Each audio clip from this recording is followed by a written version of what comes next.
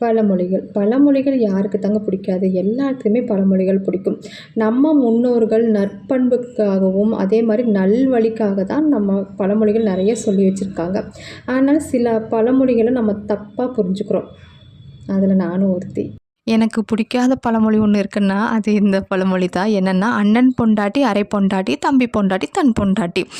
இன்றைய காலகட்டத்தில பார்த்தீங்கன்னா, நெறைய பேர் தனி குடித்தனம் தான் இருக்காங்க. ஆனா, முன்னெல்லாம் பார்த்தீங்கன்னா, நெறைய கூட்டு குடும்பம் தான் இருந்துச்சு. நம்ம அம்மா, அப்பா காலங்களுக்கு பின்னாடி நம்ம அண்ணன், அண்ணி அவங்க தான் பெற்றோர்களோட நிலையிலிருந்து குடும்பத்த கவனிப்பாங்க. ஒரு வீட்டுக்கு மருமகள் வந்தோனே மாமியார் அத்தன பொறுப்புகளையும் பெரிய மருமக கிட்ட குடுத்துருவாங்க. இந்த காலத்துல தான் கூட்டு குடும்பமாச்சே மாமனார், மாமியார், பாட்டி, தாத்தா இந்த மாரி சின்ன மருமக, பெரிய மருமக, நண்டு சிண்டுன்னு கண்டிப்பா ஒரு 10 குழந்தைகளாவது அந்த வீட்ல விளையாண்டுட்டு இருப்பாங்க.